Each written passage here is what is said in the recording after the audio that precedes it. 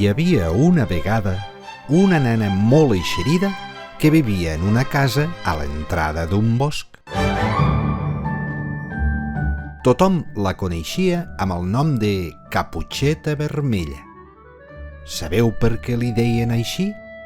Doncs perquè la seva àvia, que tenia la casa a l'altra punta d'aquell bosc, li havia cosit una petita capa amb una caputxa de color vermell i, des d'aquell dia, sempre la duia posada.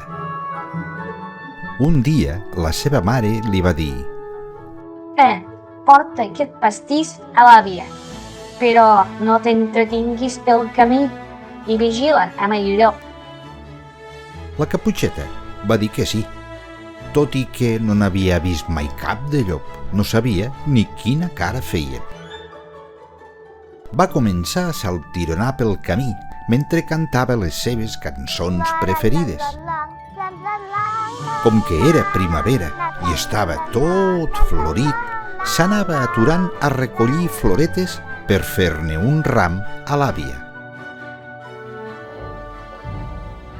Per això, no s'adonà que un llop terrible l'estava espiant amagat darrere d'un arbre. El llop, mentre la seguia amb la mirada, pensava: quina carn tan tendra! Me la menjaria ara mateix. Però no gosà queixar-la la Caputxeta, perquè a prop d'allà hi havia uns llenyataires que treballaven i podrien descobrir-lo. Llavors se li acudí una idea. S'apropà a la Caputxeta i, dissimulant tant com podia, li digué: Hola, bonica, on vas per aquest camí? Vaig a dur aquest pastís a la meva àvia, que viu a l'altra punta del bosc. Ah, doncs mira, si vas per aquest altre camí, hi arribaràs més aviat. D'acord, moltes gràcies. El que no sabia la Caputxeta és que el llop l'havia enganyat. El camí que li havia dit era més llarg. Aquella bèstia es posà a córrer per arribar a la casa de l'àvia abans que ella. Quan hi arribà, el llop es llençà damunt de l'àvia i se la va menjar. Nyam! Aleshores va agafar-li la roba, se la ficà i es posà dins del llit. Quan la Caputxeta hi arribà, trucà a la porta. Àvia, sóc jo.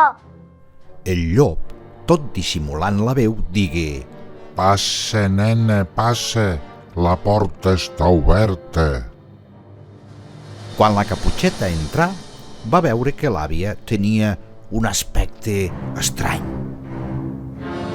Ui, quins ulls tan grossos que tens. Són per veure't millor.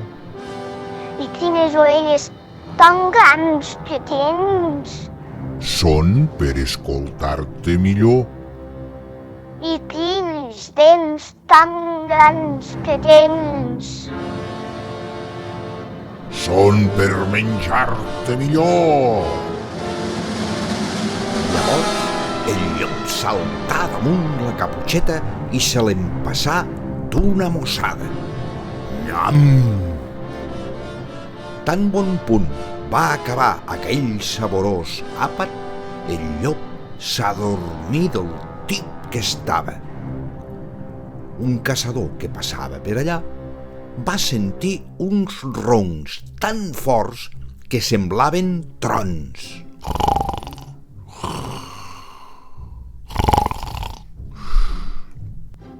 Estranyat, va entrar a la casa i va veure el llop amb una panxa grossa.